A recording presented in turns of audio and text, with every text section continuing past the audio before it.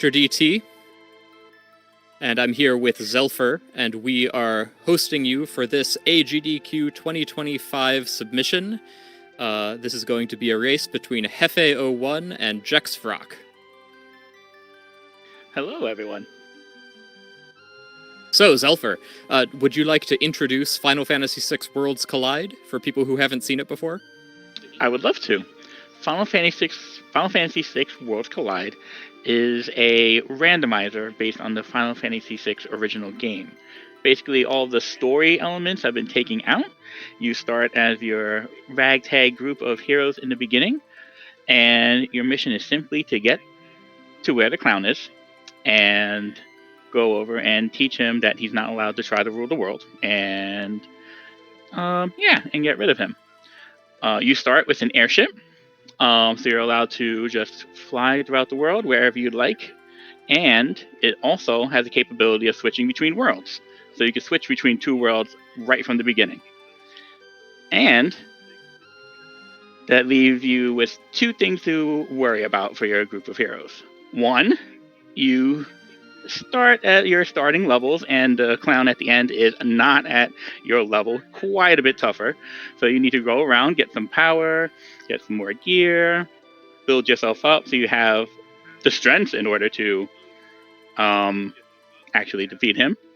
And two, you are not even allowed to have the privilege to challenge him until you meet certain requirements. And these requirements take the forms of gathering more party members, gathering espers, if you're familiar with the original game. If not, they are magical beings that will grant you magic and extra bonuses to your stats.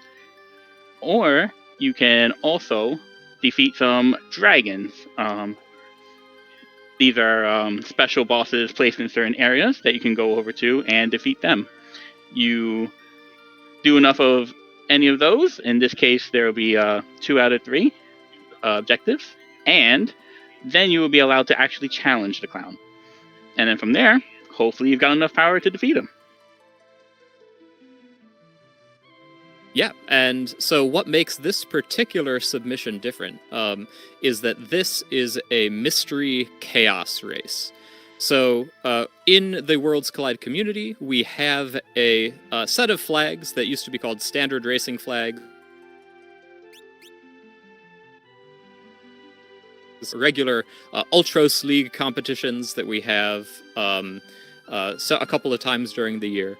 And those are, when you're just getting into the game, they're kind of a standard set of flags that people play. This, and that is more or less what we ran at Summer GDQ in 2021, is those standard racing flags. This is a chaos set of flags, and what that means is that this race will take advantage of the wide range of customizability that is accessible in Worlds Collide. Worlds Collide has over 200 different flags that you can set that change the way that the game is randomized. And so in the chaos settings, it's not just that the game is randomized, but also the flags are randomized. And you can see on Hefe's screen here on the left that the flags are hidden. That's the second part of this. It's the chaos mystery setting. In this setting, the flags are randomized, and also the runners do not know what they are beforehand. So Hefe and Jexfrock are going into this race without knowing what version of the randomizer they are playing, and they have to figure it out as they go. So the great flexibility of Worlds Collide is part of what makes it great to play and great to watch, and we hope that we'll be able to showcase some of what makes it so fun during the course of this race. Zelfer, do you have anything to add before we get going? Let me do a quick introduction of Hefe and Jex. Both of them are members that have been playing this randomizer for years and years. These are not beginners by any means. And both of them specialize and are known for either playing chaos flags in particular, doing mystery flags. They have a pretty good understanding of what goes underneath the hood, as so to speak, when it comes to the randomizer and Final Fantasy VI in general. Some are known for purposely starting Mad Lab races amongst the community that we have. And We're looking forward to a wonderful race and a wonderful showcase to what exactly a taste of what can happen in Worlds Collide. All right. Well, let's get this going. So I'm going to notify the runners that we're about to start.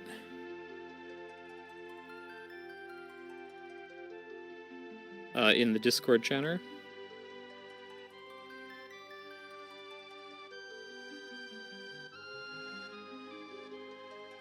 And here we go. All right, we've got the 10-second countdown in the Discord channel, and we should be starting up here in 3, 2, 1. All right, so as our runners get started here, a little bit of stream delay.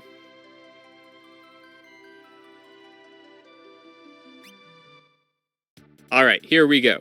So as our runners get started here, as I mentioned, we do not know even what the flags are, and so we're going to be interpreting this as we go. What I see immediately off the base is that we have 3 character start with Yeti, Terra, and Gogo.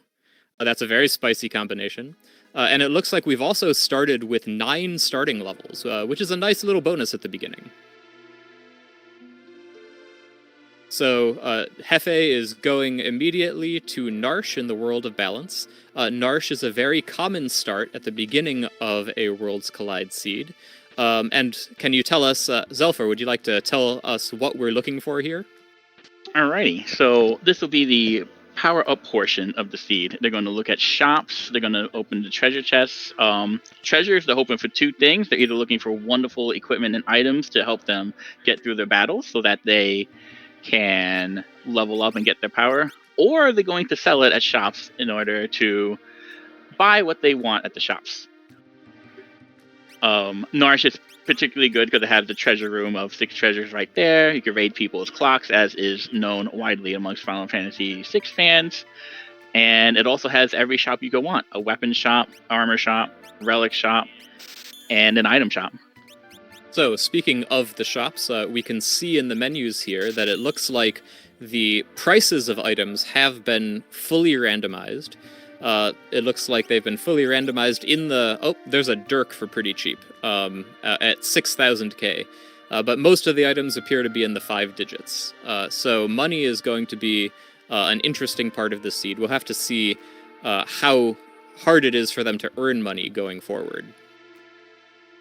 One of the slight benefits of having it that way is if you find an item that you definitely don't want, let's say it's your basic tonic that you're just not caring about, you could sell that and it'll also fall in range. So you could sell your tonics and kind of try to buy your good equipment and what you want. Almost like a little bit of a trade-off. It's easier to do that as opposed to just having standard prices where you know a tonic is not worth much and you know your super shiny sword that you want might be worth many, many tonics. Yeah, that's a good point. Here, they could probably sell a few tonics and be able to buy an Atma weapon with it. We see an Atma weapon in a shop there on the right. Atma weapon is a very good sword, definitely an S-tier sword for endgame build here. We should talk another little bit about how Worlds Collide works. So Worlds Collide is usually, almost always, a character-gated randomizer. And what that means is that each of the characters that you have unlocks certain checks and makes certain checks available to the runners. So I mentioned at the beginning that having Umaro the Yeti and Gogo as starting characters is kind of a spicy start. There's 2 reasons for that. One is that Umaro is not controllable. Umaro is a berserker, and so you can give him a sword and he'll whack stuff, but you can't tell him who to whack. Also, Gogo, while Gogo can do any command in the game using Mimic, Gogo also typically has relatively poor stats. But the other reason that it's a challenge, that it's a kind of a spicy start, is that both Umaro and Gogo only have 1 check available to them. Gogo's is the Zone Eater Cave, where you find Gogo naturally in the vanilla version of the game. And Umaro's is the Umaro's Den check, which is in World of Ruin Narsh, which is where you get Umaro in the vanilla game. So, in contrast to that, Terra has lots of great checks. Terra has 5 starting checks, including the Cave to the Sealed Gate, which Jexfrock on the right is going to pick up now. Cave to the Sealed Gate is particularly known for having lots and lots of loot, such as this treasure chest room here in the basement of the Imperial base. So that should give Jexfrock a lot of toys to play with. Alrighty. The left, we see Hefe going into the South Figaro basement.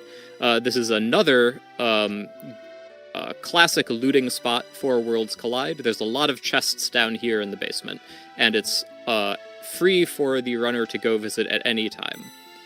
So that's... oh, and it also looks like Hefe is going to equip up and save and start taking a few battles down here, maybe. A common strategy in Worlds Collide is to, once you get like just some beginning gear to power up a little bit, just take a random encounter somewhere and see if you gain some levels. All of the enemy locations are randomized, but you're really not sure what you're going to come up with. So if you have a nice save spot, like where Hefe is right now in South Figaro basement, you can save, go take a fight. If you happen to fight the worst monsters in the world, you can just quickly reset. And you know not to check there again. You could check anywhere else in the world. And another feature of the Chaos Mystery seed that we have going here is that the runners do not know what the scaling settings are. So in Worlds Collide, you can choose how much experience, how much of an experience multiplier you want per battle. And you can also choose how much experience you get from each, like how the experience scales from each of the enemies. In addition to that, you can choose how the enemy levels scale. And they can scale with your party level, they can scale with the number of checks you've completed, or they can scale with time. And we don't know which ones the runners... Well, excuse me, the runners don't know which ones they're facing here. Zelfer might know which ones they're facing here, because Zelfer vetted the flag set for this. I don't know if you want to say anything, or if you want to leave us in a mystery here, Zelfer. How about we leave it a mystery for now? We'll come up with things as they pop up. All right. I will say that, speaking of formations that you normally would not want to see, and why you might want to save, Hefe is showing you a prime example of things you do not want to see unless you are absolutely prepared for it. This is widely known as one of the toughest enemy formations there are. And to be honest, he's doing pretty good right now, but I think it's going to be about that time. There you go. Yeah, he was doing pretty good, but we saw some interesting things there. So those outsiders, you notice they were throwing tack stars and ninja stars and all sorts of weapons. Those are big damage attacks, very big damage attacks. But we could tell because the players, because his characters were able to absorb a bunch of them, that the enemy level must be very low in the scaling right now. That being said, the enemy HP was pretty high. Terra got a Pearl proc off of that Pearl Lance, and it did 2,000 damage and did not kill the outsider. So that's something we don't normally see in standard races. In standard races, the scaling is usually enemy levels and enemy HP scale the same way. Here it looks like enemy levels and HP are scaling differently. And so that's an interesting monkey wrench that our runners will have to deal with here. Yes, that is correct. It looks like Jex has finished looking at Cave to the Sealed Gate. Ah, and it looks like he picked up an Esper. I didn't see which Esper it was. Terra's got Fenrir and Odin. It must have been Odin. I think they start with Fenrir. That is Fenrir correct. looks like a pretty good Esper. So in addition to everything else in Worlds Collide, the spells that you learn from Espers and the bonuses you get from Espers can be randomized. Here it looks like they are, and there was a Bolt 3 on that Fenrir. So that'll be very useful to our characters as they learn to cast spells. It is Hefe's turn to go along and raid all the treasure that is here.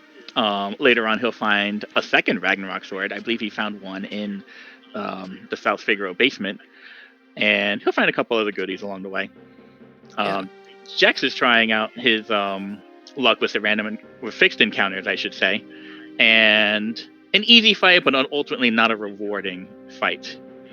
And he did get to reveal that these fights also have random drops. Oh, did you see what he picked up there? I did not catch exactly what he picked up in that fight. Well, random drops is a relatively new flag, I think. One of the neat things about Worlds Collide is that it was originally coded by Atmatech, our mysterious creator for the game, who has not actually been active in the community for a couple of years now, but it is now entirely maintained by the community. And several of us in the community do ongoing upgrades and additions to the code as we come up with new ideas for things to randomize or ways that we want it to work. I've done a bit of development myself. I think my most recent one is I developed the ability to have random monster encounters in random chests, which was, I thought, a nice addition. Although I don't think we'll see it here. I don't think it's in the classic. I don't think it's in the Chaos flags yet. Although by the time we get to AGDQ, maybe it will be. Thank you, by the way, for creating that. Oh, you're welcome. I'm very fond of it. More monsters and chests. That's my motto. That's what I run on. Very nice, very nice. But anyway, random drops and steals it gives the runners an alternate way to get gear. So very often in the original game, you'll run into monsters that give you like a potion or a tonic or a phoenix down or something. With randomized drops and steals, you can get a drop at the end of a random battle that gives you an offering or an experience egg or an Illumina. And if you see that, and it's worth it, you can even grind those enemies in the random encounters and get as many of those things as you want. So that can be a very useful thing to the runners as they move through the seed. But we'll see if they get any value out of it. Oh, there's bound to be something they'll find that's nice. Probably. We were playing I was playing a seed just earlier this week that had random drops and steals, and one of the other runners got offerings somewhere. I spent the entire race looking for offerings and never found them. Jexvrock appears to have picked up another Esper in Gogo's Cave, while Hefe is going to Leet River check. Zelfer, how do you feel about this? Knowing what the flags are, it'll come out very interesting. This will be fun. Actually, not as dangerous as the flags would lead you to believe. So they're going to get a false sense of security here, but that's okay. Looks like Hefe is set up with 2 lance jumpers. I think he found pearl lances somewhere, and he's got two people jumping with lances right now. That's right. I think he found a pearl and an lance, and then there are boots and I believe horns also for sale. Very nice. So these are, if there are horns for sale somewhere, he can equip those dragon horns onto his jumping characters, and that will allow them to jump between 2 and 4 times per jump, which is really great for damage, especially at the end of the game, since physical attacks scale with your level squared, whereas magic attacks only scale with your level. So toward the end of the game, the physical attacks really start to come online, whereas at the beginning of the game, the magical attacks tend to be a little bit better. That being said, with 2 jumping characters, and the only one left on the ground is Umaro, who you can see is taking 0 damage from these hits because of his natural snow muffler armor. That is a pretty good defense he's got going on this team. Yeah, that's going to work out excellently.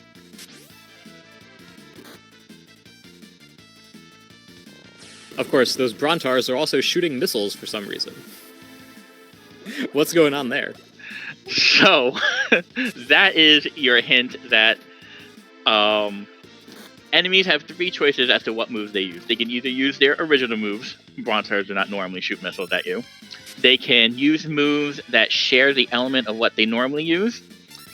They normally don't shoot missiles at you. Or they could just pick random moves. So that's their hint that random element scaling is on, so any monster and boss can use any element attack of whatever they feel like at the moment. Wow. That sounds pretty difficult, because one of the things that very experienced runners get used to doing is making use of enemies' elemental attacks and nullifying them by equipping the right armor. So if the enemies have random elemental attacks, then all they can do is equip the best armor they've got and hope that it works out. Yep, that's right. But so far, it's working out good for them. So we'll see if it continues on. Mm-hmm. So I believe the runners do know what the unlock conditions are. Is that correct? That is correct. That showed up right in the very beginning. That is not hidden from them. And they can always check it at any time in the track menu if they happen to forget, because that's an option in the randomizer. If you ever lose track of how much you've done and what you need left, there's a menu for that. It'll show you what you need to do. It'll show you what's open to you, and you can be like, oh, that's right, and then do whatever you'd like. Yeah, that is a great quality of life improvement. I'm very glad that we have that in there now. So we can tell from the unlock requirements that our runners are looking for 9 characters, 9 espers, and 6 dragons. So Hefe has already gotten 2 espers in addition to his starting esper. Neither of them has found any characters yet, so maybe... do you think Hefe is going to get lucky on the river here? Oh, I don't want to spoil that surprise. Oh, of course, you know the answer. Well, I'll just say that Leet River is one of those checks, because it takes a while and it has random encounters. It's one of those checks that, because of the way that the gating works, in order to find a character... let me back up on that thought. Okay, because of the way that the gating works, all of the characters are gated by other characters. So our runners know that there must be a character behind in the checks of one of the 3 characters that they have.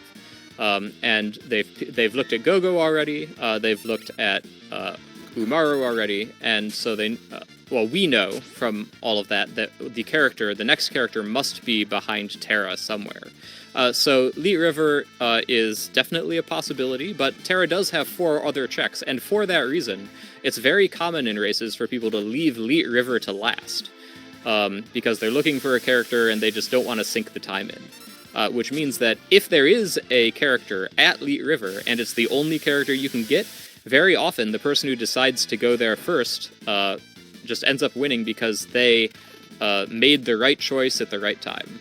That's part of what makes races of this randomizer so exciting, is that there can be branching paths, or you can have a required thing that you have to do, and the runners just don't know what it is until they get there. That's right. Some seeds or some runs through the randomizer will be very linear. You will have to go one particular way that is laid out by finding the characters in order. And sometimes you'll have one character that opens up a whole path and all their characters, and a different character will open up a totally different branch, and you could go either way. It's a very interesting aspect about Worlds Collide in particular. Instead of having to find, say, a key item or having to find a very specific thing to move on, you just need a collection of characters, however it works out, a collection of espers, however it works out, and it makes a very diverse play and branching paths, and it all kind of just intertwines at the end. It's nice to see. Yeah, and it can be very exciting when your runners go on totally different paths through the seed, and then just happen to get to Final Kefka at the same time. It happens quite frequently. So on the left, Hefe has run into Atma, Big Brother Atma. This is Atma from Kefka's Tower in the vanilla game. And Atma is, in the vanilla game, a very powerful boss.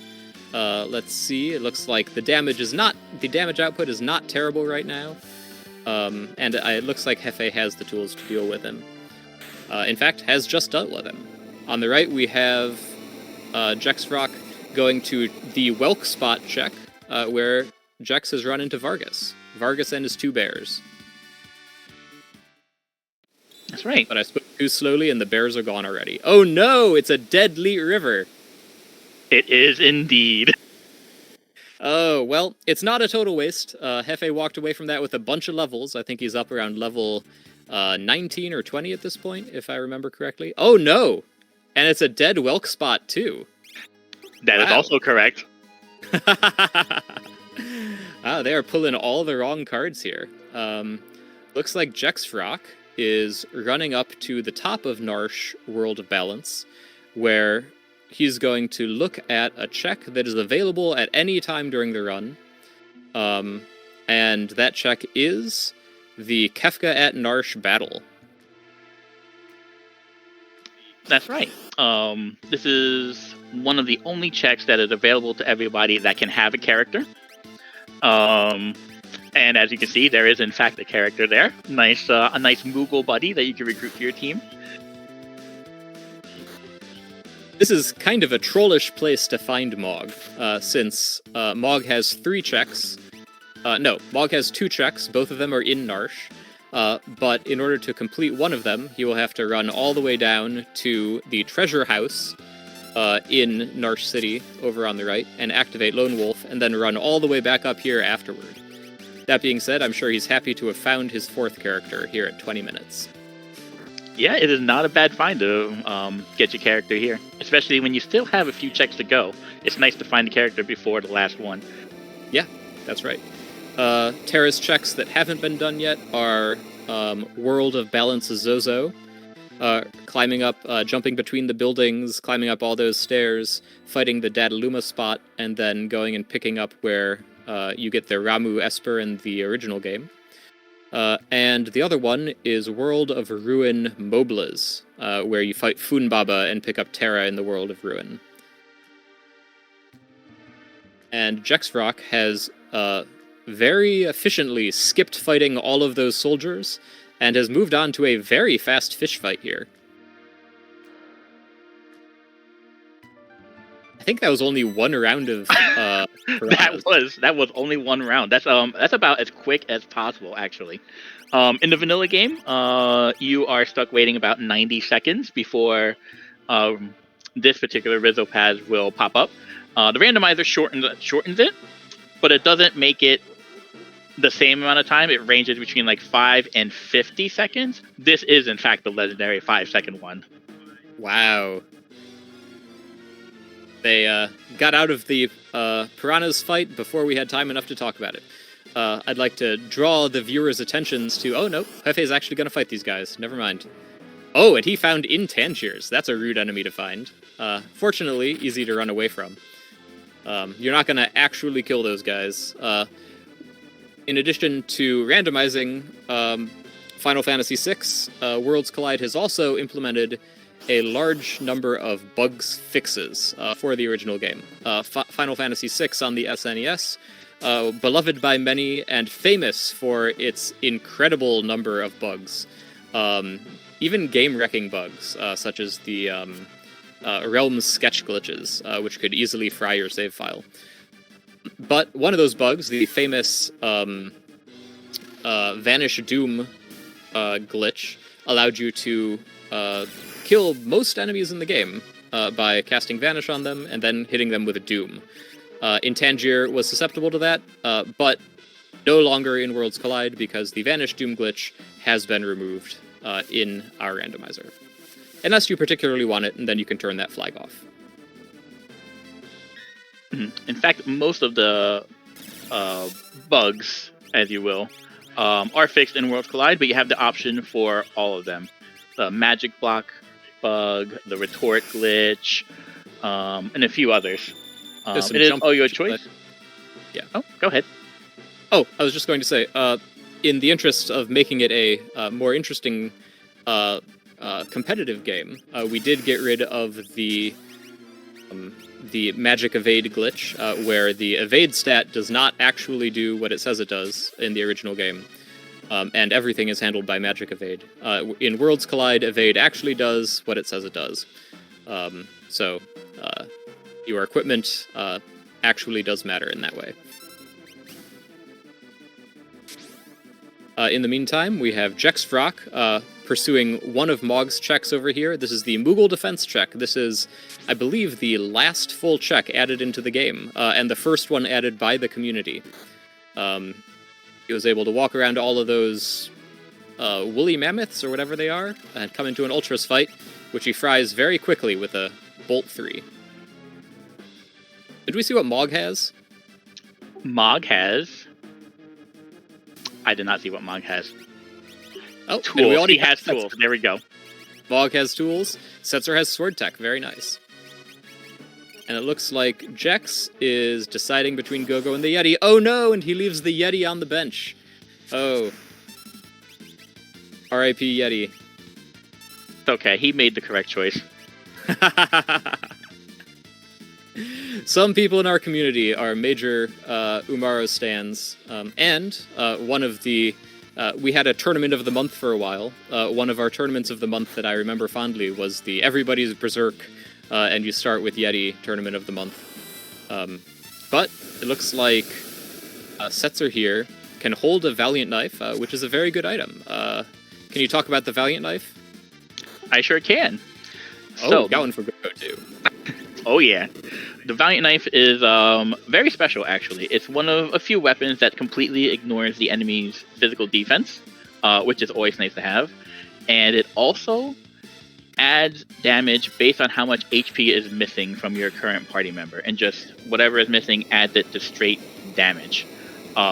So the higher your levels get and the higher your HP gets, the more powerful this thing gets in a hurry. And to make it even better, if you happen to find a offering, what the offering would normally do is it lets you strike 4 times random enemies, but it makes the weapon deal half damage. The Valiant Knife is unaffected by that. The Valiant Knife is going to do pretty much full damage 4 times in a row. And I do believe Jexrock found a random offering from a random encounter. So I think he's going to be set. And not only that, he also found a Genji glove from the Welk check. So he has equipped Gogo with the legendary Octaknife build, Genji glove, offering, and 2 Valiant Knives. So Gogo is going to be dishing out 8 slices of damage with those VKs every time he uses the fight command. Yeah. Take a note of the numbers you see now, and then just wait like another half hour and watch what Gogo's doing then. It'll be fun to see. It's interesting to see this on Gogo, because Gogo cannot equip espers, which means that Gogo cannot gain the bonuses of espers.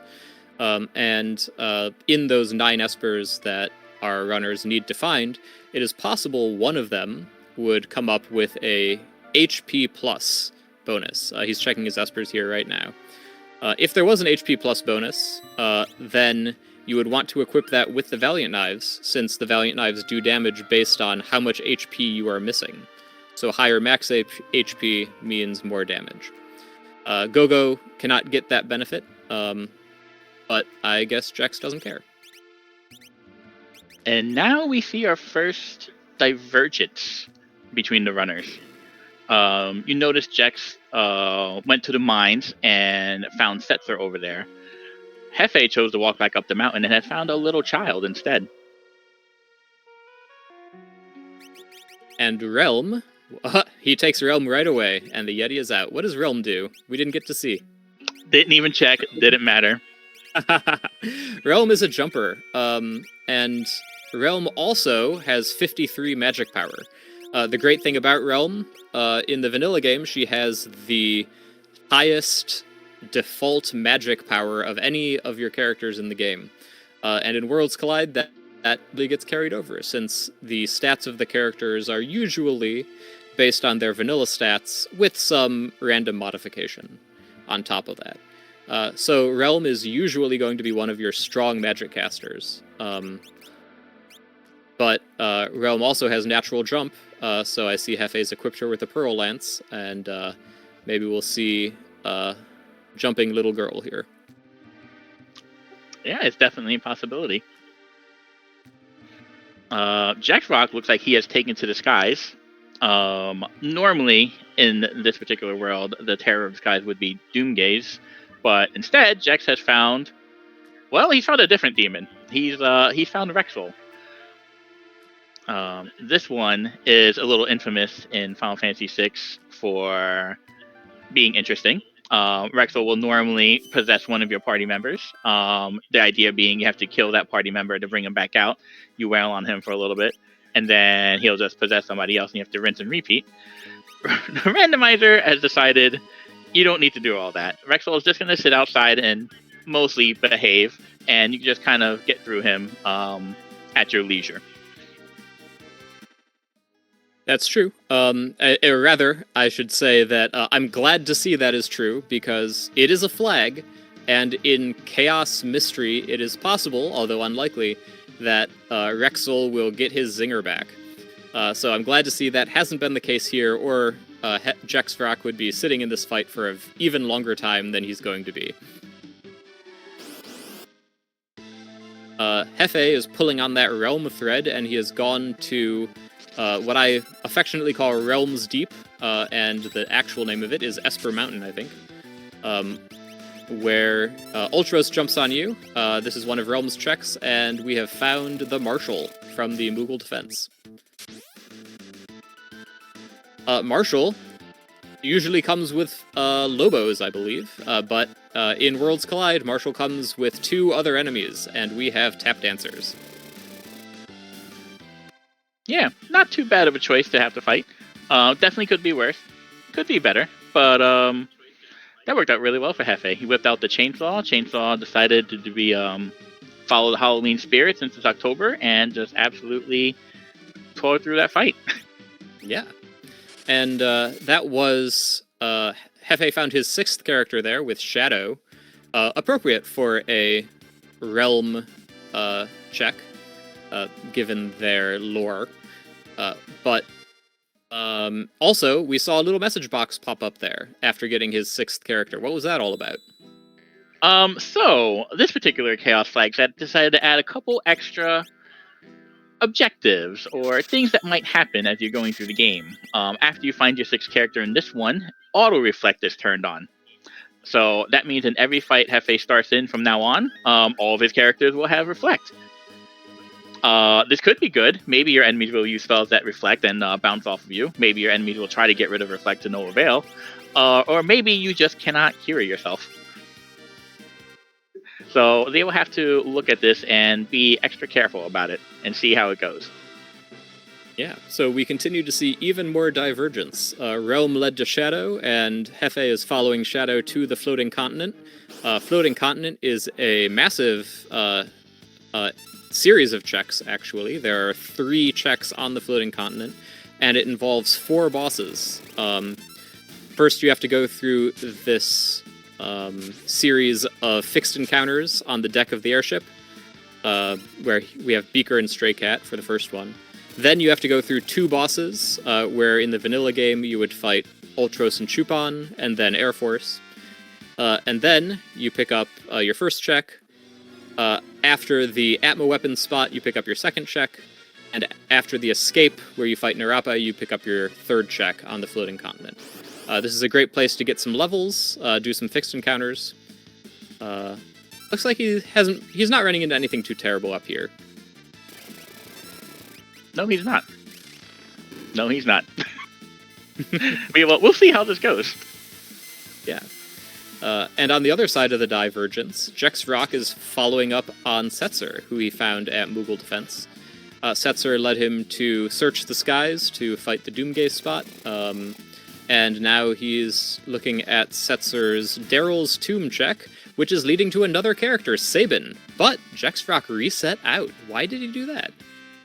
Well, wow, he actually did it really quickly. I'm not sure if you guys got to see it. He noticed who the boss was over there, and the boss in particular would be Magi Master. Oh, I see. So he's... Oh, actually, I guess he's just going to escape. He's not even going to try to fight that one.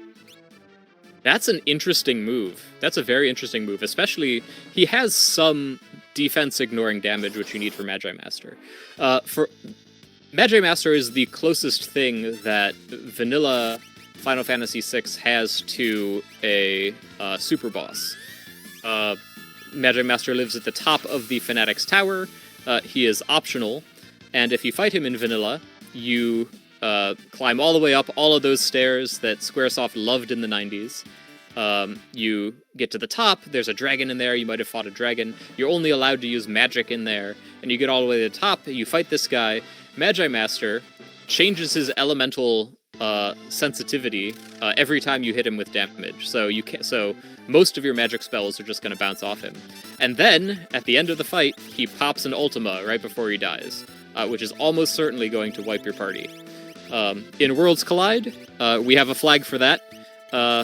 We decided that the Ultima was a little bit too spicy for most runs, and so most of the time Magi Master does not have his Ultima, but he's still a very difficult fight, since he has very high defense, and he has that cycling elemental sensitivity, which makes him so hard to kill. So I guess Jex just decided he didn't have the tools for it. Yeah, probably not a bad call, to be honest. Especially since now he found Atma over here. Oh, yeah, and this is the second Atma. Am I correct? You are absolutely correct. No, he didn't fight the other Atma. So we know... The other Atma was on Leet River. So we know that these are not shuffled bosses. These must be random bosses, where bosses can come up multiple times. In standard race flags, usually they are just shuffled, so once you fight a boss, you don't have to worry about fighting it again. But we know that any boss can be... any spot can be any boss, regardless of whether you fought them before. Right. The runners don't know that yet, because they haven't run into repeats. But we might know. Oh. Yeah, Jex also found out something interesting. What's that? The Atma was the first boss in the Funbaba fight. So Funbaba 3 was not there. Oh, that's a very subtle but useful piece of information. So why is that useful, Zelfer? So normally Funbaba 3, as we call him, is the third time you would fight him in vanilla. It's a very easy fight, but he blows away 2 of your people once you knock down his HP to a certain amount. Usually, he's only kept in that spot. You would have to fight this next boss with only 2 people, but you know that going in, you could kind of prepare, it's okay. If he is not here, that means he can be anywhere, so you could find him in any spot, and he could blow 2 of your people away. Most times, not a bad idea. In Kefka's Tower, if that happens to you, you might be willing to leave, get your people back, and re-enter the tower to run through again. Yeah, the nightmare scenario is that you run into Funbaba 3, and as we know, this is random bosses, not shuffled bosses. So you could have Funbaba 3 at all 3 of the statue spots right before you fight Final Kefka. If that was the case, that every statue you fought, you need to reset out, go get your party from the airship, and come back. And that would be a real pain in the neck. It certainly would. It'd be a very, very long seed that way. But you would, you probably wouldn't have too much choice about it. You could manipulate it slightly if you know what you're doing, but usually that just means you're gonna have a lot of walking to do. Yeah. So Jex Brock this is interesting. He's coming to Fanatic's Tower. Fanatic's Tower is a Strago check. Man Strago, the lore master, Realm's grandfather. He does not have Strago. So I guess he's here to fight a dragon, or perhaps he's here to fight the boss at the top. You don't need Strago to fight the boss at the top. You can just go and do it. Why would you do that? To go all the way to the top, there is a high tier item there. There's an item that you most likely are going to be really, really happy to see. So maybe you just want to go up and do that. He probably actually wants to fight the dragons, though. The requirements are 9 characters, 9 espers, and 6 dragons, but you only need 2 of the 3. So you could get 6 dragons instead of, say, your characters or your espers if you wanted to, in this particular run. So he might be just getting some dragons under the belt for the requirements. Dragons are known to have lots of power, lots of experience to give you, lots of magic points to give you. He did just pick up an esper with Berserk, which some bosses are very, very vulnerable to. And Some bosses, Magi Master in particular. Yep. Yeah, that Berserk is going to let him walk back to Magi Master and make that fight trivial. He had, this is a little bit inside baseball just for the fans out there, but he had a really clever strat going here. So, as you all know, you can only use magic in Fanatic's Tower, but Gogo is his V-Knife user, and Gogo always has access to the Mimic command. And if you start a battle, if none of your party has done anything except during the battle, and you Mimic, you will by default fight. So he walked up here, and he was fighting with Gogo using the Mimic command. And that would have done really nicely, except that the Pearl Dragon decided to kill Gogo with his volley of 3 spells. So very clever, very showing off his knowledge of the game here, Jexfrock. And fortunately, he was able to get out of it with some Bolt 3s. Yep, and with that, he is running back down all of the stairs in the world. Today is leg day for Jax. Hefe, meanwhile, is walking through the floating continent. He completed those 2 bosses. I saw a Tritalk. I forget what the other one was. And he picked up his Esper reward. Just checking in on the state of the race, we see that Hefe has 6 characters and 3 Espers, running into another Tap Dancer Marshall fight here. So now Hefe knows that it is random bosses and not shuffled bosses. Because I believe this is the second Tap Dancer Marshall he's run into. Yes, that is correct. Yeah. So he's got 6-3 right now. Jexfrock has 5-5 and 1 dragon down. Looks like he's doubling down on the dragons here. Going to World of Ruin Opera House in order to fight what is in vanilla, the Dirt Dragon spot. That's right. So all the dragons are shuffled amongst each other. They are shuffled? They are shuffled amongst each other, yep. So we'll see which dragon this one is. And it's Goldie.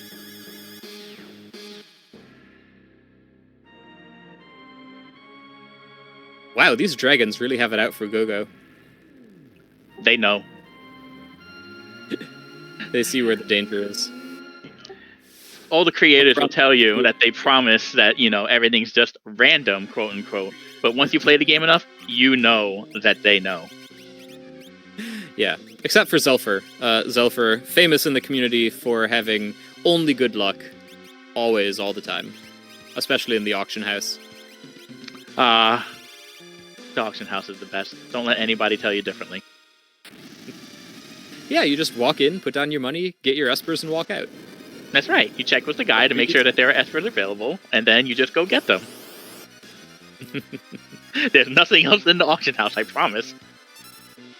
Nothing that you have ever seen. I can tell you that there are definitely still imp robots in there, which will waste your time. Urban legend. They don't exist. Ooh, and Jexfrock's dragon play paid off here with a experience egg. He is slapping that experience egg onto Gogo, who is his main damage, and that is going to be very good for his power. Over on what the left. What does the experience egg do? Oh, I will say that. Okay, experience egg. You equip it as a relic slot, and it doubles the experience that you receive. So you will gain many levels very quickly. And in this game, levels is king when it comes to offense. Whether it's magic, especially for physical attacks, especially for your hit points. The higher your level, the quicker you get your levels, absolutely the more power you have. Some people have said in the past that eggs win games. People have said that, although I would not count Hefe out yet. He's a few espers behind, but he does still have one more character. And depending what checks Jexfrock decides to do, he knows where that Sabin is, but it's entirely possible that if he takes Sabin, that'll run into a whole bunch of dead checks, and he'll have to go back and go back to do more Moogle checks, which I'm sure he doesn't want to do at this point in the race. Just run all the way up Narsh for a single check. I'm sure he will want to fade that choice, so It's still anybody's game at this point. Exactly. Even if we were to try to take a guess on who's ahead, we really just don't know, because literally the pass can go anywhere. So we'll just have to all find out together. Yep. So Hefe's reward for floating continent number 3 is an imp. That means it is not a character. It is either dead, by which I mean a top tier item, or it is an esper, and it is an esper, our friend Crusader. What's Crusader got? Oh, it's an HP esper. Did Hefe find the Valiant Knives? I don't believe he did, actually. Okay. I think his go-go is swinging Ragnaroks. I see. So, had he found the Valiant Knives, I'm sure we would see him immediately put that HP plus Esper on the V-Knifer. If Jexrox ever gets an Esper, he can't, though, because his V-Knifer is Go-Go. That's right. Yeah. Checking back in on that side of the screen, we see Go-Go is dealing out about, I think, 8,000 points of damage in a single round at his current health. Looks like his whole team's doing really well. In fact, this whole seed, it has not seemed very dangerous. It seemed like it might be dangerous at the very beginning with the coverts in the basement that Hefe ran into and had to reset out of. But with an egg and with another experience egg now off that second dragon, and with all of the big swords and aura lances and all of the offense that these people that our runners have found, they are cruising at this point. Yes, they certainly are. They're doing really well, actually. Jax in particular does have quite a lot of offense available to him. Look at these V-knife swings. He's only doing 4 in a round because Gogo got the experience egg and the offering on. And those only 2 relic slots, but he's doing 17k per swing, and he still has a whole lot of seed to go. Yeah, that's we'll check back on Gogo in like another 20 minutes. On the left, Faye is fighting Haydn. Haydn in the... I wonder if he's going to check and see if Haydn is undead and susceptible to Phoenix Downs. He's probably not. But it is a flag, and this is a Chaos mystery race, so it is possible that if he dropped a Phoenix Down on Haydn, that Haydn would just die immediately. Yes, that is true. Normally,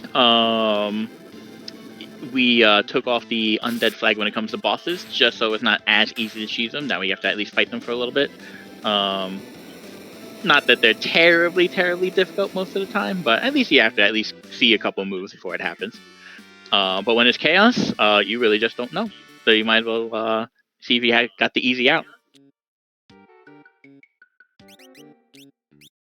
And with that, Hefe has acquired Gao, the wild child. And he's petting the dog. So, run is validated for Hefe. Good job, Hefe. There are certainly members of the community that will appreciate that. So that's Hefe's 7th character. Still needs 2 more. And these character branches have still not come to an end. We know Sabin comes from Setzer on Jexrock's side. And we know that Gao came from Shadow on Hefe's side. So we still don't know if either of these branches of characters is going to come to an end, and they'll have to go back and look for the other branch, or if each of them will be able to make it all the way to the end just on the basis of these entirely divergent checks. That's right. Only time will tell. Speaking of time telling, Jexrock has finished his particular fight. Yep. That was the Yeti spot. Did he get an Esper for that? I think he did. I think he did too. He's got 6 Espers now. And where is he going to go next? Looks like Hefe might be going to buy an Esper. One of the checks that is available, that is not character gated, that is available to you at any time is buying the Esper off of the Zen Thief, who hides back in the forest there. The Zen Thief has a random price that he charges for the. We almost had them slapping hands here in World of Ruined Sen. What teamwork? So the Zen Thief charges a random amount of money between 1 and 65,535 GP. He came in the lower half of that this time, around 20k. If you happen to take a look and it's very, very expensive, you could just switch to the other world and it will be a different random number. And hopefully one a little more in your favor. Yeah, it's always... I'm always trying to go through the odds in my head. Like, I see the price in one world and it's 32,000. I'm like, ooh, should I just get it here? Should I swap over? Will it waste time?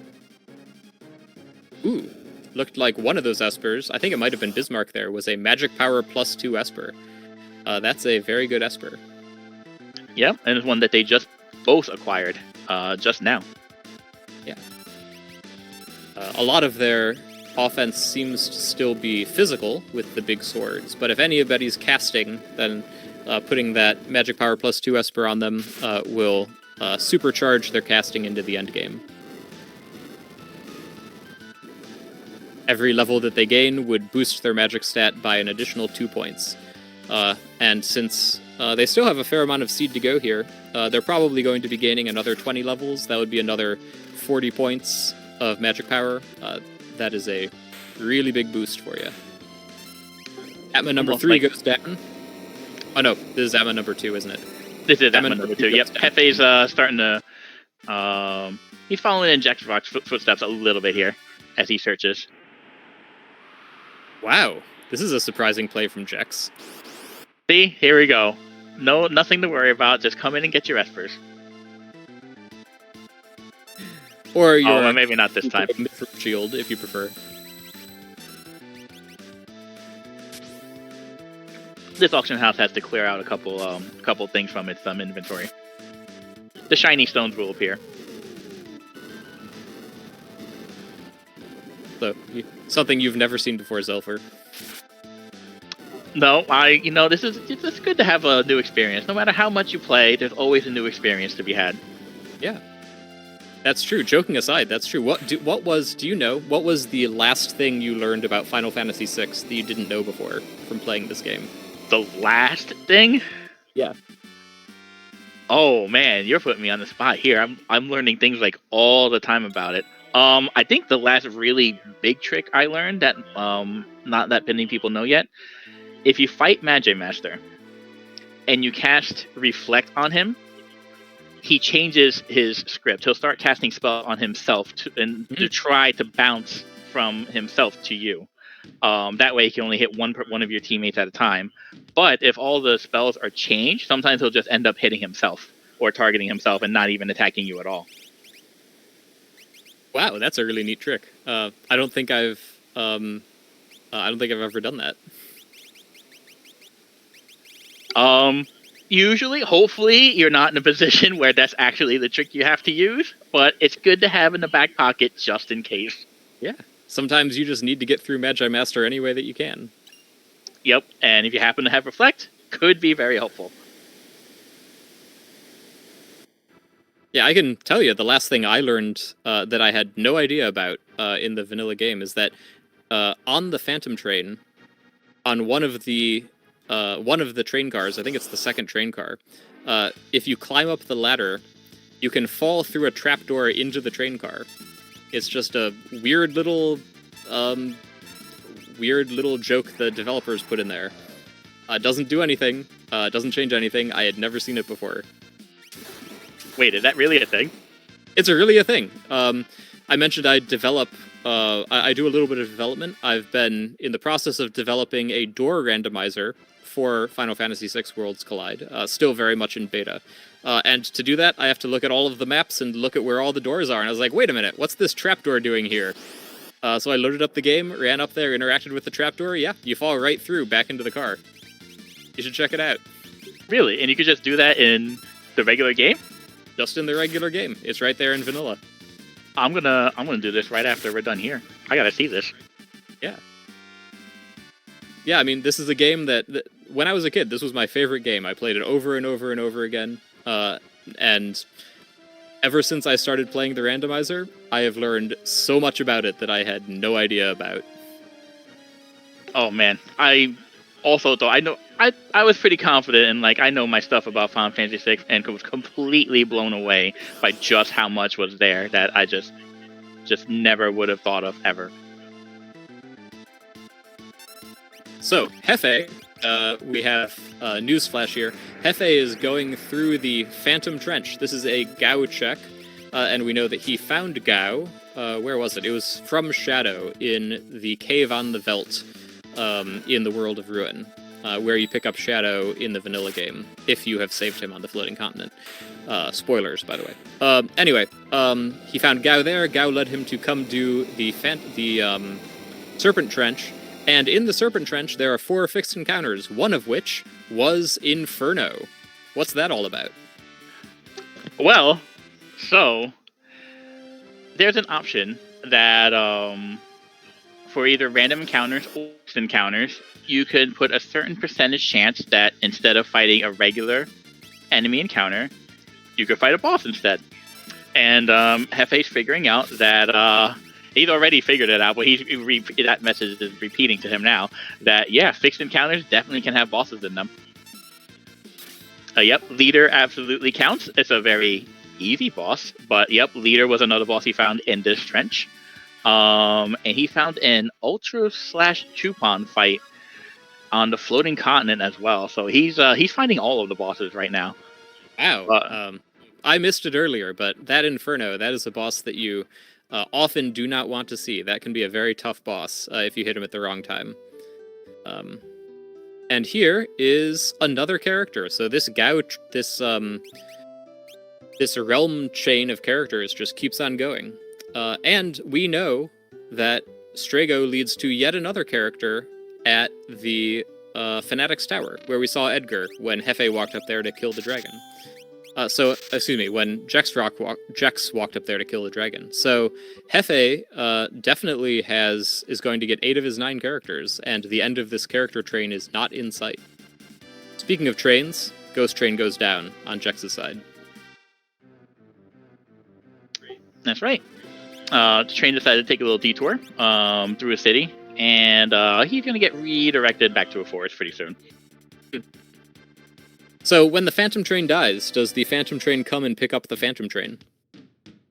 Only if he has a substitute to fill in for him.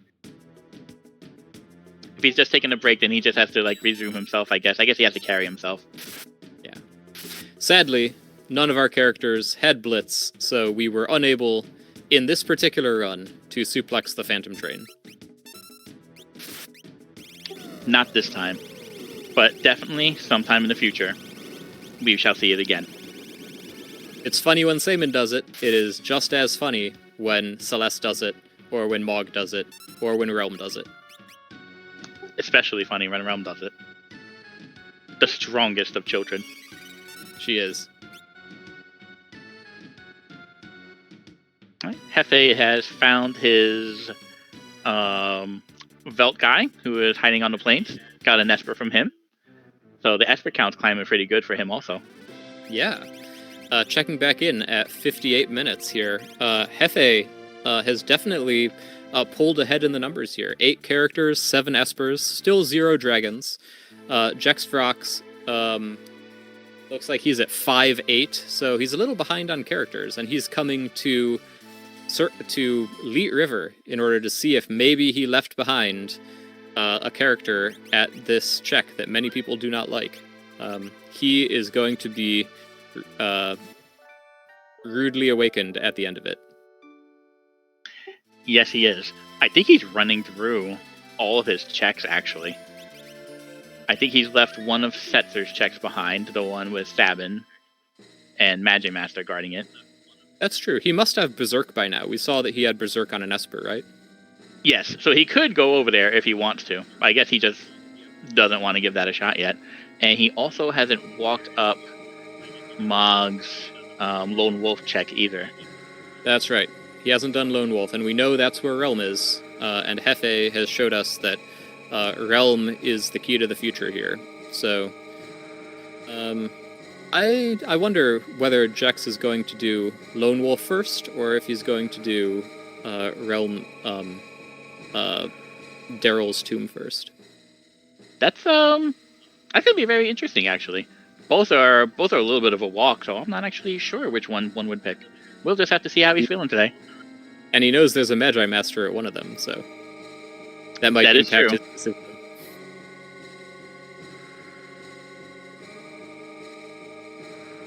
Yeah, Or Hefe maybe is he'll climbing just, all the way. It he's looks like just planning to forego characters entirely, just run with the characters he has, and get to 9 espers, 6 dragons. That would certainly give him a lot of power. that would give him a lot of power, and he'd be okay.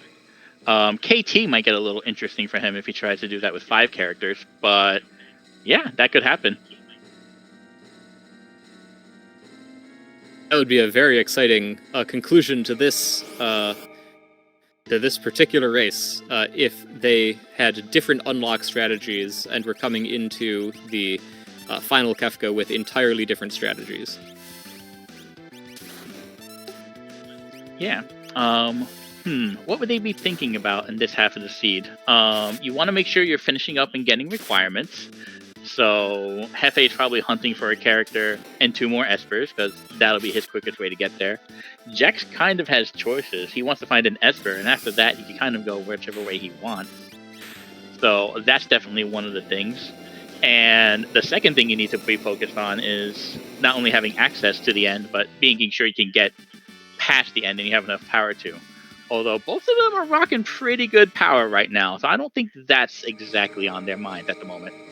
Yeah, there might be a few things that you want to make sure that you check for, and some spells you might want to learn, for example, because they're useful for Final Kefka. So, for example, if any of your espers have mute, you might want to make it a point to equip that esper and learn it on a character, because mute, one of the parts of Final Kefka is mutable, and you mute that particular part, it only has magic attacks, so it totally takes it out of the fight. It's we'll talk more about that when we get to it, but mute is a very useful thing to learn. Instant death attacks can be useful to learn, such as X Zone or Doom. Those can be used in the final battle to good effect. Yep, that's right. And you may want to be able to protect yourself against some particularly nasty attacks that some of the final parts use also. So, Jex getting the bad news about Leet River at the same time that Hefe picks up his deluded king, who was worshipping Kefka, and brings him into the fold. That's right. That'll be 9 characters for Hefe. We'll see if he wants to try to find espers or if he starts taking on some dragons.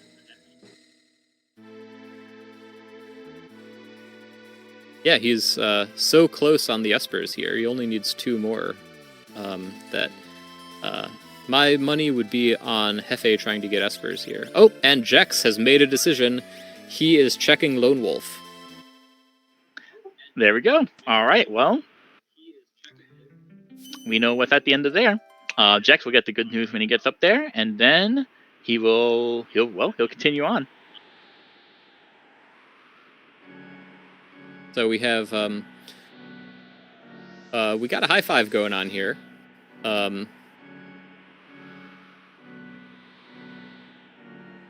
Oh, look at that! They're actually linked up pretty nicely right now. Yeah, check out this sync at 1 hour and 3 minutes into the race. They are only a world apart. Only a world apart, that's true. One end of the world away, but on the same screen.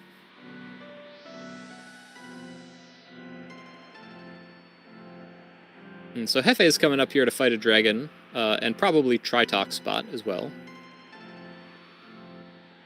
And probably Yeti spot too, because he only needs 2 more espers, and he knows that Tritok can be an esper, and Yeti can be an esper. Yeah, he's probably hoping this will be the 1-2 requirement punch, so to speak. Yeah. Oh, he's confident. He's skipping the dragon. He's just he has his eyes set on the goal. shows off his experience as a racer. He knows he has the damage that he needs to get through the seed. He does not feel like he needs anything, so he is not going to spend time killing that dragon, it looks like. Nope, he must be feeling pretty confident. He just wants to go, go, go. And I can understand that with these weapons, but here we have a tentacle casting Meteo. That is not a normal tentacle spell. And that's telling us that the tentacle's abilities have leveled way the heck up. If the tentacle abilities are at that high a level, then everything's abilities are at that high a level. We can expect to see some very nasty spells coming out from here on out. You certainly can.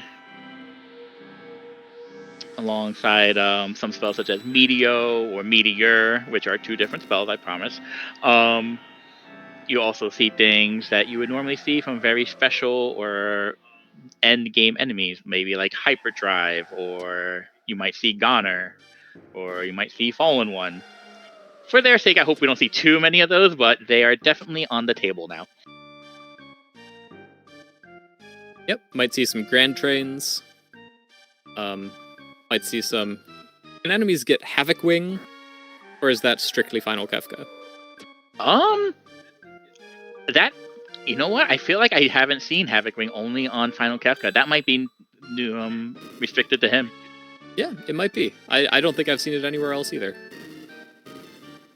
Although, I think I'd rather see Havoc Wing than some of the other ones, so, well, oh well. FA got bad news from Tritalk, still at 9-7. Now we're going to see what Umaro's check had here. This was an Esper, wasn't it? I think it was. I think so, too. I think if it wasn't an Esper, Hefe probably would have chosen not to fight the battle. That's true, because you can... you get a different dialogue when you examine the sculpture, if it's an Esper or if it's an item or if it is a character. So this is one of the checks that we call peekable, because you can figure out what type of thing it is before you actually fight the boss and take it.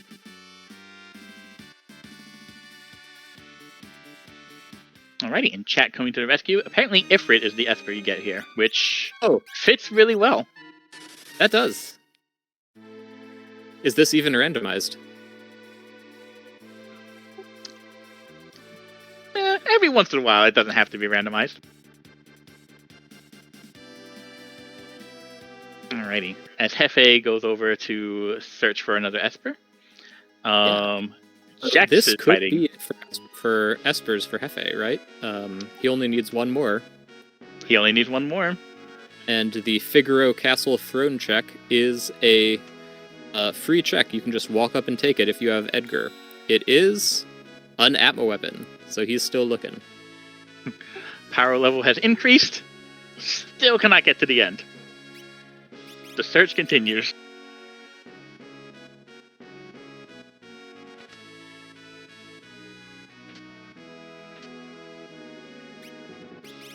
Hefe, one of the runners in the community who is most vocal, if I recall correctly, about the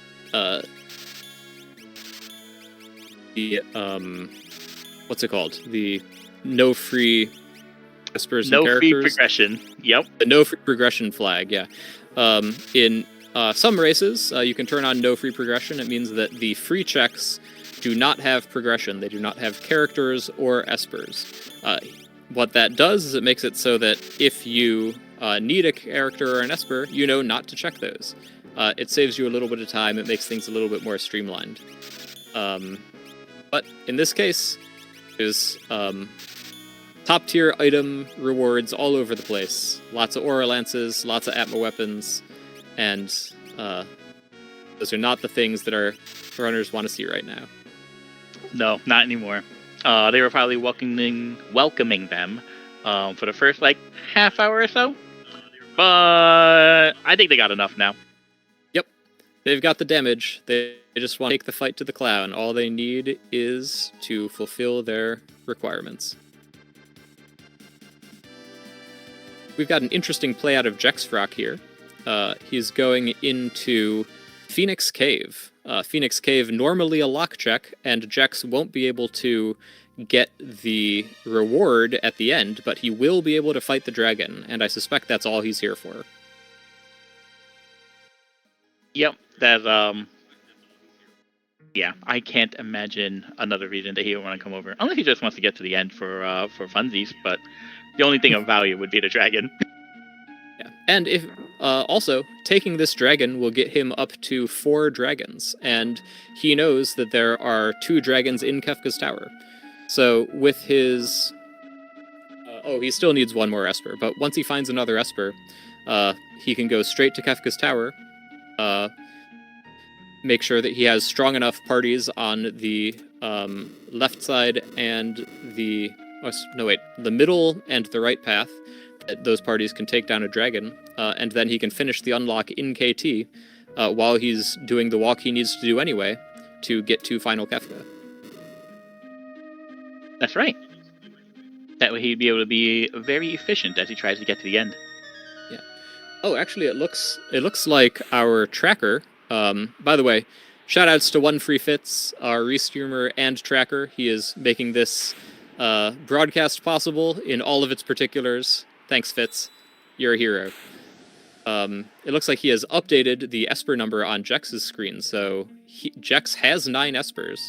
And at the same time that Hefe has gotten his 9th esper, and we saw the text box pop up that he has completed his requirements. That's right. Hefe is all ready to go, and Jex just needs some dragons. And then he will also be all ready to go.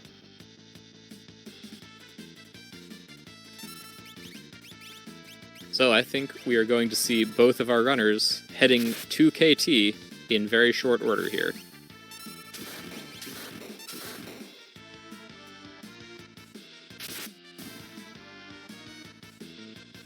Gosh, look at the damage coming off of this go-go here on Jex's side. 4 swings, 4k for each one, 16k in a single turn. And 1 less dragon.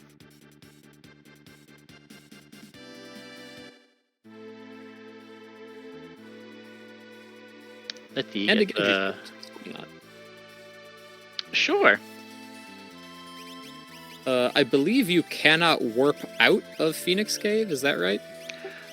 You cannot warp out with a warp stone. That is not allowed. But if you just get to the end, there is a convenient game installed warp stone, or not warp stone, but warp point that you can use. Yes, so he has to finish the walk through Phoenix Cave here. And in very short order, he will be back on the world map, and Hefe, the first one into Kefka's tower on the left side here.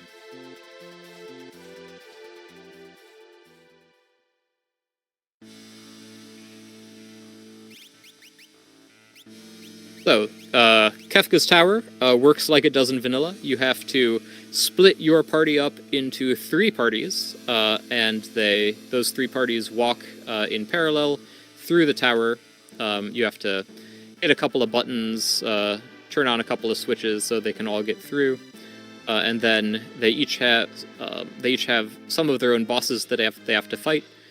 In particular, each party will have to fight one of the statue spots at the end of KT, and the party on the right-hand side has to fight 2 additional bosses as well. The Inferno spot and the Guardian spot.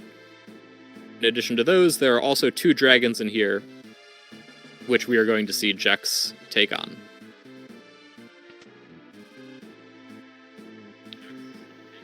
That is right. They have split their party. Looks like they have one person to try to carry them throughout all the way. And hopefully every party can get through their particular obstacles. So now that both of the runners are into KT, Zelfer, what are you thinking about the competition here? This is going to be very interesting. There might be something that they still need to find a way through. That's true. You can never rule out the bosses that you have to fight in KT. They can be very difficult. That's right. And they are random, so they could be anything. You haven't ruled out any bosses yet. That's true. And because they've had to split up their parties, so up until this point they've been able to rely... You could get to this point with just 1 or 2 characters doing all of your damage. At this point, if you don't have 3 characters who can take on bosses by themselves, then you're going to be in for a hard time. That's right. It may even require a trip back. It might. Oh ho! And our very first boss is a Magi Master. Does Hefe have what it takes to kill this Magi Master?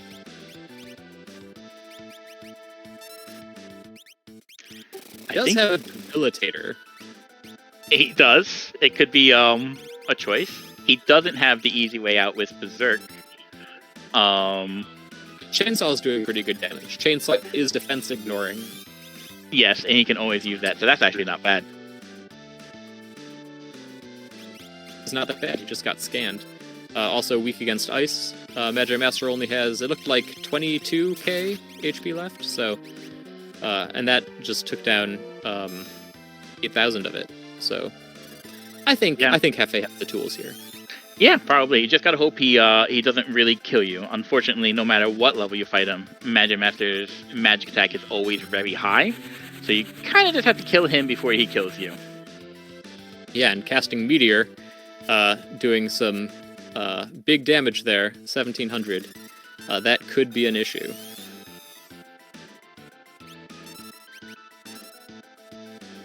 Looks like he's trying to hit him with Ragnaroks here. Oh. Magi Master pulling out Wombat. Wombat, a single target physical attack. And Strago goes down. Yeah. So, 1 hour, 15 minutes into the seed, we have both of our runners at this Magi Master trying to figure out if they have a way through. Jexfrock definitely does. He's got his VK Go-Go here, which is going to put in damage. And it looks like he's got a Sword Tech Setzer, who is leveled all the way up to Sword Tech 7. Sword Tech 7 also ignores defense, and does 4 attacks. So I think Jex is definitely going to get through here. Looks like Hefe is thinking about it, trying to figure out what he's got. It looks like he does have the Berserk Esper. Ah, so he's gonna grind Berserk here. Seems pretty likely. Yep. Meanwhile, Magi Master goes Go-Go on Jex's side. Alright, there we go. So, again, you cannot count out any of the bosses in KT, but this gives Jex a very nice situation where he can build some time in front of Hefe here. Of course, he also has to take out these dragons, which Hefe does not have to do.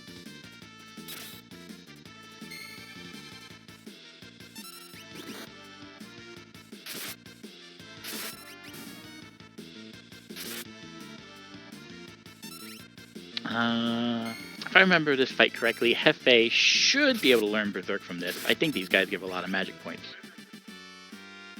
So it was Berserk times 7, 20 magic points, easy learn. So he can heal his guys up, go straight back into the fight, and he should be through it pretty quickly.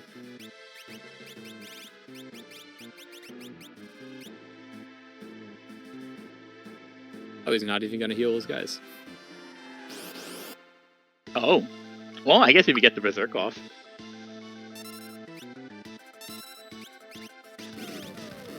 Oh, that auto-reflect coming in a pinch here. Magi Master casts Flare on himself.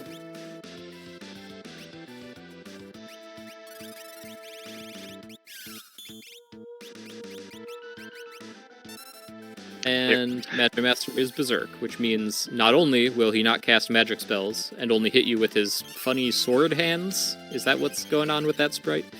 But he also will not change his element, and that means you can cast Fire 3 at him to your heart's delight until he goes down. That's right. So this match is now, it's Hefe's match to have now.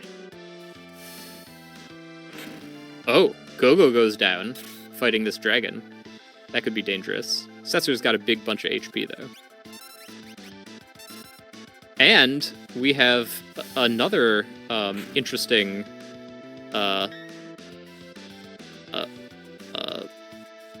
fly in the ointment for Jexfrox here. What's going on, Zelfer, with both of his characters being muted? So, in the very, very beginning, when they were looking at the lack of flags, and they saw the random objective that could just happen, one of them was that if you happen to fight the Storm Dragon, your party would get auto-mute. And Jex found the Storm Dragon here in KT, so from here on out, his team will have auto-mute. Yeah, Chaos Flags coming into play there. Jex decided he was going to fight the dragons for his unlock, which I think he just completed. Yep, he just unlocked Final Kefka there. And he decided he was going to fight the dragons to do it. In doing so, he has managed to get all of his party members muted. So if he has a caster, he's going to have to hope that he has some relic that can stop them from being muted. But I don't know if he does. He's very heavy on the physical offense. Yeah, he might just not care, to be honest. He might not.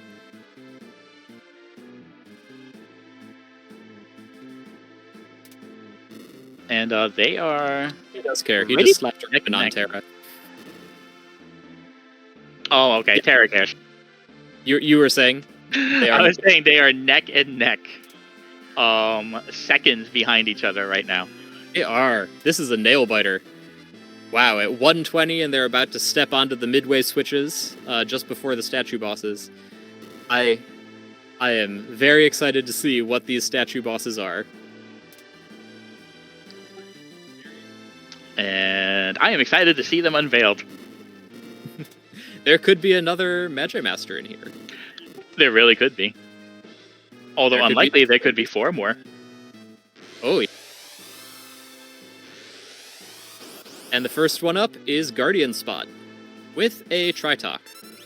This should be doable. I believe we've seen Fire 3 out of this Mog here, yeah. Yep, and Hefe himself has fought a Tritok before, I believe. I think he was on the floating continent somewhere. He has. Tritok casting Merton. You wouldn't think that would be a good idea, since he's weak to fire, but he's immune to wind, so it all comes out in the wash. That being said, this Go-Go comes through one and done here, and Jexrock pulls back into the lead. The power of Valiant Knives.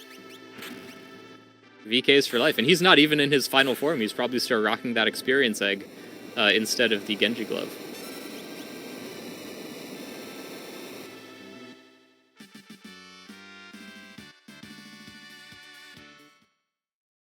Jex picking up the validation chest there just before Poltergeist Spot.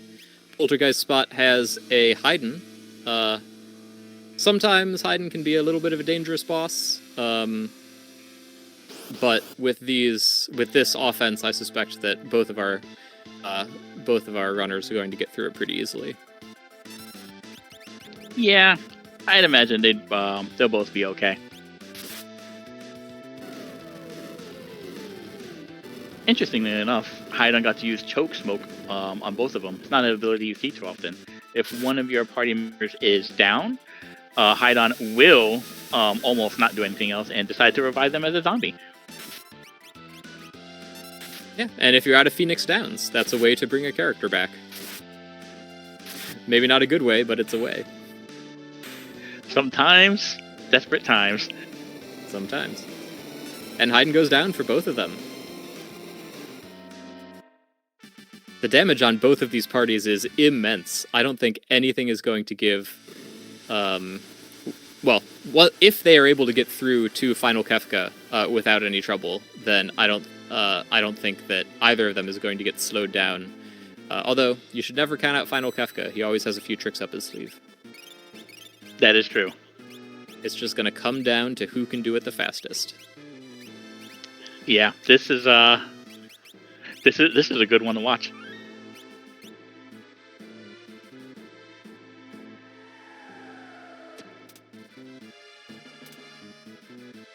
Gosh, they're almost neck and neck. I'm on the They're edge of my both- seat here. Right? They're both menuing furiously, trying to, make their final preparations as quick as they can. On the left, we have more tentacles. And a Yeti helping out. Well, the Yeti's trying to help out. A for effort.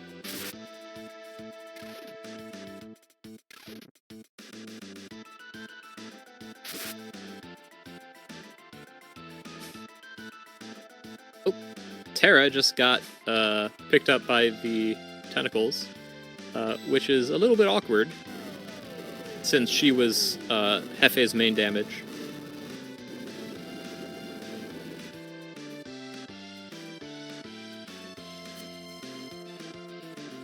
I think it's the same situation for Jax. I think Terra was the one, and well, she's taking Yeah. it. Shadow's helping out a little bit more than the Yeti is, though. Yeah. He's doing pretty good.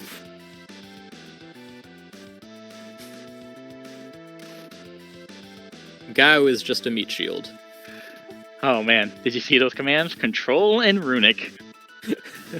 Classic Gao.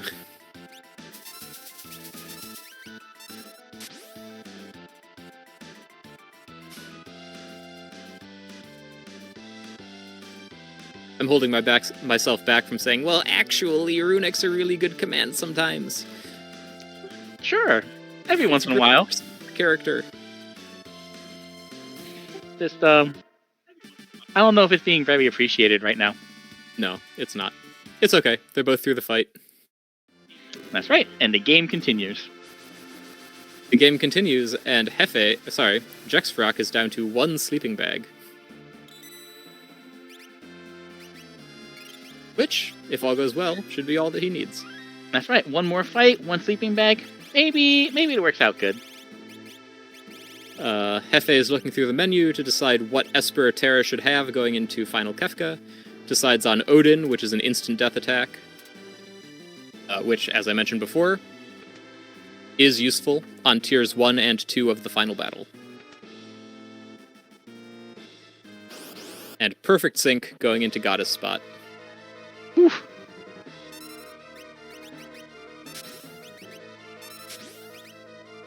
Now it is Little Atma.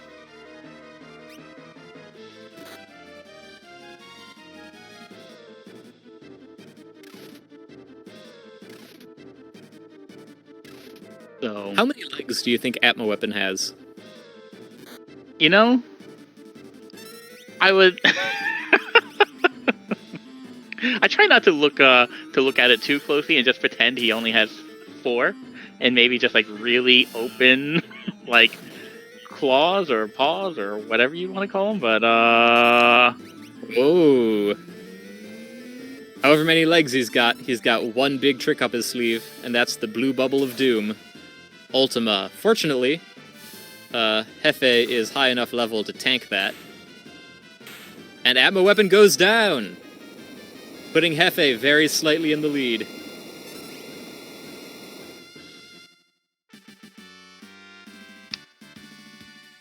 okay, Mog's doing his best. So is Umaro. Is he though? Tanking a Wombat for Mog there. If Mog got hit by that Wombat, this would be a very different story right now. Yes, it would be. The story gets to continue. And Atma goes down. So, Hefe steps onto the final switches at 1 hour and 28 minutes, and is going to go through about a 30-second animation introducing Kefka before we get into the final battle there. Yeah. He manages to avoid... What's that? Go ahead. I was going to say Kefka taking a very passive approach this particular scene, just sitting back and letting the heroes come to him. Yeah, well, we did see Kefka zapping the Emperor with some energy on the floating continent. And we saw him laughing and marshalling the troops up in World of Balance Narsh. So, third time's the charm here. That's right.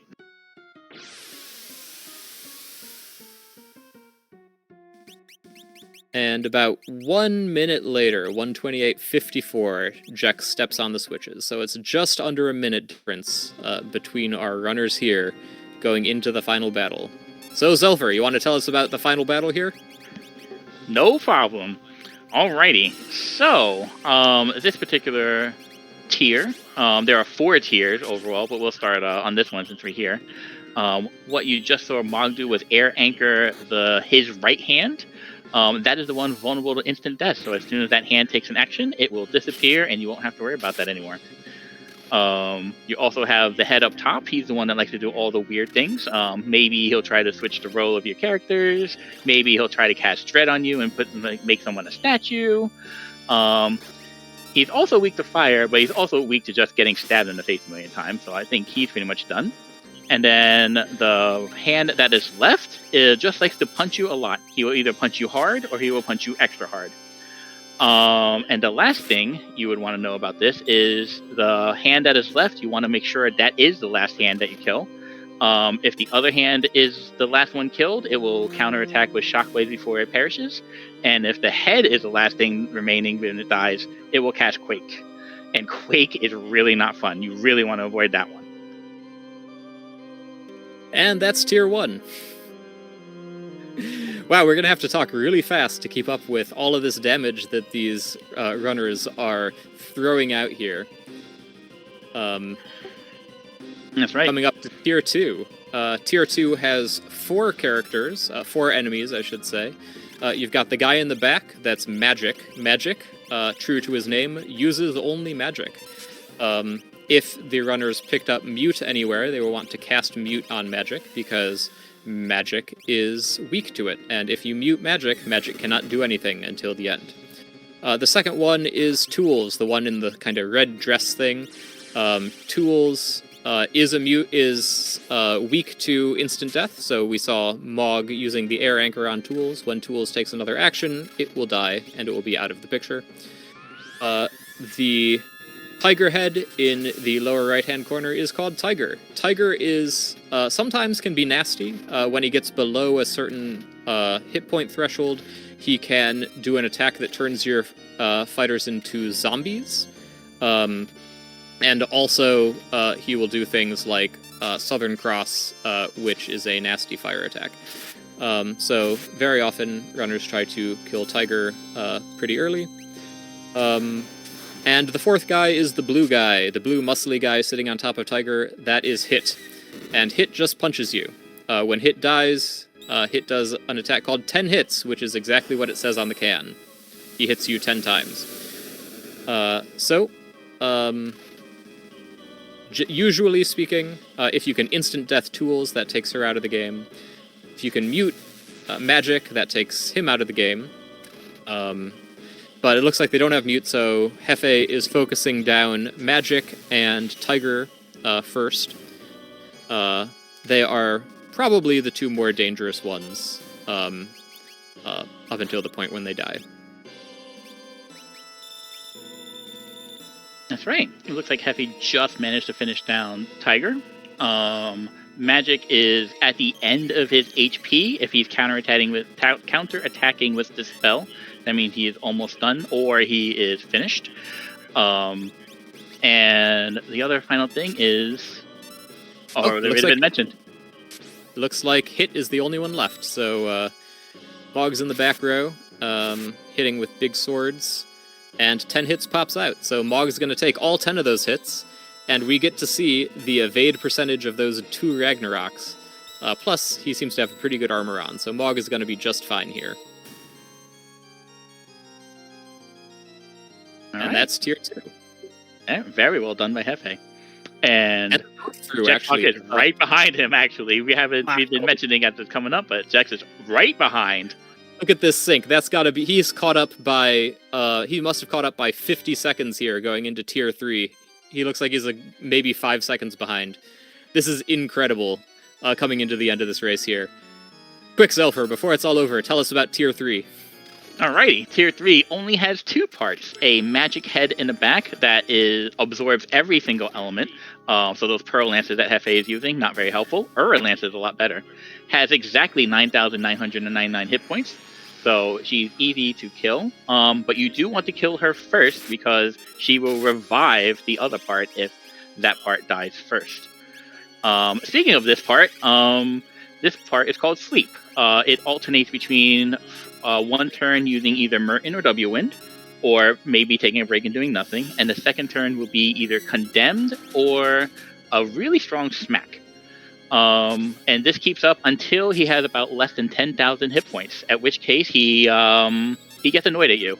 And instead of all that, he either casts Meteo if it's his turn, or when you hit him, he will counterattack with Meteo, or he will counterattack with Train. Train being something that inflicts darkness and mute on all of your characters at once. And then finally, as if that wasn't enough, his very last counterattack when he dies will be Calmness, which is an insta-kill to your character immediately. It is a physical attack, so if you have something that avoids physical attack, like Hefe's Golem hand that popped up, it'll stop it. Or if you're vanished, or if you have Image from Fenrir, that will do it too. Clearly, which is what had for his Calmness protection was Fenrir. Yes, and clearly both of the runners know exactly what they're doing. Now we are at the final tier. With a 2-second gap between our runners, we are coming into the clown himself, Final Kefka. This is the closest race I have seen in a long time. We've got Realm jumping. We've got Gogo doing his VKs. Look at that damage coming out. So Final Kefka, if you can get him below 32,000 HP, he will skip Fallen One. It looks like neither of our runners were able to do that, so they have both been hit by Fallen One. That brings all of your affected party members down to 1 HP. After you get above that 32,000 hit point damage level, Kefka can set up for Goner. He says the end comes beyond chaos. He brings out his disembodied head. The screen starts shaking, and you have 1 round to hit him with everything you've got before he casts his final attack, Goner. So this is a great opportunity for the runners to bring it home right now. Will we see them do it before Goner? These flare procs are doing damage, but slowing things down on Hefe's side a little bit.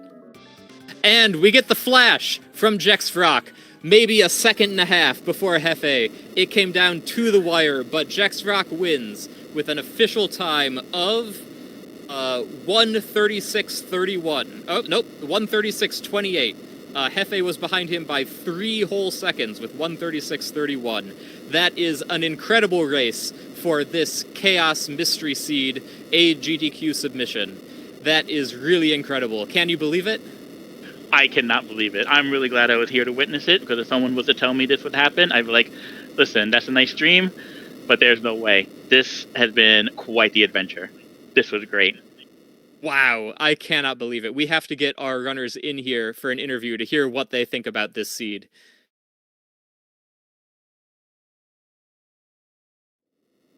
That's right. Just give us a couple moments for the racers to get in here, and I believe they are here. Hello. Hello. Welcome.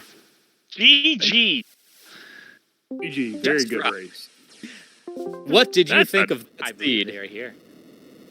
Dude, jerk. You're a total jerk. Welcome. GG. What do you I mean? expected a Strago start, but I guess I'll take what I can get being Gogo and Umaro. So Oh, I I wasn't giving you a Strago. There was a couple of flags. Well, the 2 objectives, the auto mute and the auto reflect. I could have probably dodged the auto reflect, but the auto mute was required. No, it wasn't. So, this I is an didn't know. interesting point. So, we, in watching the seed, we noticed fairly early on there was a strong divergence between the two of you. Hefe found Realm at Lone Wolf Check early and followed Realm through to get all of the characters necessary for the character part of the unlock objective, whereas Ow. Jack found Realm much later and instead got the unlock with 9 espers and 6 dragons. So Jex, you chose to get the auto mute on you by taking all of those dragons. Hefe did not take any dragons. Okay, fair enough. So yeah, that there's the difference right there. So my thought process behind it was to avoid the auto reflect, and I could deal with the auto mute with the ribbon, or find a or find white cape or whatever, and just have some amount of support magic, or at least being able to heal myself. That's with magic, but that was not the case. I had to rely on X potions and elixirs. So, oops. And Hefe, can you tell us a little bit about your thought process as you were going through this seed? Well, whenever you start with Terra, I can't not Leet River. Like you live by the river, you die by the river, and I almost died by the river just because of how long it took and how dead it was at the end. However, I did get a bunch of levels that kind of kept me ahead of scaling for the rest of the seed, so I wasn't too upset about it. But so from there, it was kind of stay ahead of scaling, don't take too many free checks, but stay in the seed and keep building as much as I could. And I thought about dragons. My thing with dragons was I can get to 6 dragons without finding any characters, but it's a lot better to find characters that could go to dragons. And with it being 6, I didn't want to go that route. So I ended up going character Esper. Well, we got to see, from the outside perspective, we got to see the two of you guys go entirely different directions in this seed and still come into KT like right on each other's heels, go through the bosses right on each other's heels. Jex was ahead briefly when you hit that Magi Master at Inferno spot. Hefe got ahead briefly a little bit after that when Jex had to take his final 2 dragons in the tower, and it was just back and forth right up until the end. So congratulations to both of you for this really incredible display of Worlds Collide prowess. Thank you. Thank you. I had a blast playing it. I'd do it again. Yeah, this seed is a keeper. This specific seed, possibly even a flag set itself. I am glad that you guys think that.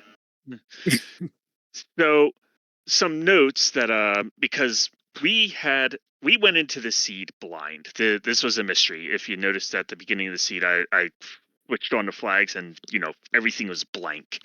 So I was definitely able to pick apart some of the nasty things about this seed. And one of them was Fumbaba 3 was mixed into the boss pool.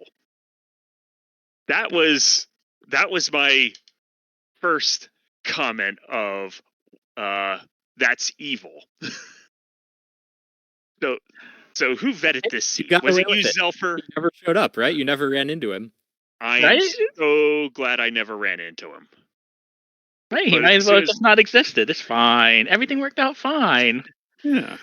But as soon as I saw Toilet Atma sitting over for the first half of World of Ruin Mobilez check, I was just like, oh my god, something's bad. It's going to happen. From there, really the big thing that carried the seed was that first overworld grind fight that I did, which netted me 2 Valiant Knives and an offering. I was floored when that happened.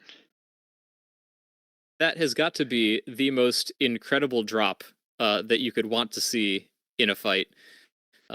That is a whole end game package right there for you. Oh yeah, it's just like I'm like, all right, game on, let's go. That's how you beat me through the tower, apparently, because I had good offense. I just had 3 jumpers and a double Ragnarok. So I was doing the damage. It was just taking a while. Yeah, waiting on 3 jumpers to come down. So it came right up to the wire. So Hefe, you were ahead of Jexfrock onto the switches going into Final Kefka by about 54 seconds. And then over the course of the rest of the battle, he caught up to you, and you came into final Kefka at basically exactly the same time. I think it might have been a 2-second difference coming into Wow. tier 4. So it was really neck and neck the entire time, a total nail biter. Awesome. And I just want to mention that that is one of the things that makes Worlds Collide exciting to play and exciting to watch. So we hope this has been a very enjoyable submission for Awesome Games Done Quick 2025. We hope that you will consider Worlds Collide Mystery Chaos for AGDQ. We would love to come and play it for the audience there in order to raise money for a good cause. That's right. We do have multiple incentives that we are able to do. We have special events like the Opera House that is a particular favorite among Final Fantasy VI runners. We do have possible bid wars on saving and not saving particular characters or forcing certain starting characters to pop up. So the opportunities to raise money for the charity is also abundant as well. And I believe with that, I think some thanks are in order. Hefe, Jex, thank you very much for running the seed and just showcasing everything and giving us quite the entertainment today. Absolutely, thank you guys very much. Yeah, this You has are been very one for welcome. the ages. Thank you so much. Yes, an absolute pleasure. And also thank you guys for, being here to do comms because, it's boring to just watch a race, but having the people hype it up and tell people what's going on is a big part of that. So thank y'all very much for doing this. Yes, and being able to explain, what is going on in the game itself. I would also like to thank One Free Fits, who was kind enough to do the restream, and was he doing our tracking too? He was also our What? tracker, yes. Oh yeah, thank you, One Free Fits, for doing the restream for us and the tracking. So that is Yes, thank much you. appreciated. A special shout out to everyone in our community, in our Discord, everybody for coming by to watch, and just everybody who likes to play this game, help each other out, and guide each other and set up races and friendly competitions. Helps to breathe new and extra life into this randomizer for all of us. Thank all of you guys very much as well. Yeah, thank you, Zelfer. If anybody wants to get started with Worlds Collide, if you enjoyed what you saw here, join the Discord. Everybody is extremely friendly and very willing to help you get up to speed. You can find more information about Worlds Collide at ff6worldscollide.com. And one more shout out real quick. I would like to shout out Jones, who made the Chaos preset, which is a random assortment of flags, and the Mystery preset, which is what we ran this evening. So thank you very much, Jones. Ooh, That's yeah, the awesome. seed bot. Yes, Jones, thank you for creating the seed bot. You have provided me with endless entertainment. Jones being one of the secret developers in the Discord. Thank you very much, Jones. It is greatly appreciated. All right, and with that, GG's. Thanks for tuning in. GG's, everyone. Congratulations, Jex. Congratulations, Hefe. That was an incredible race. Thank you so much. Thank y'all. Y'all have a good night. Have a good night, everyone. Later.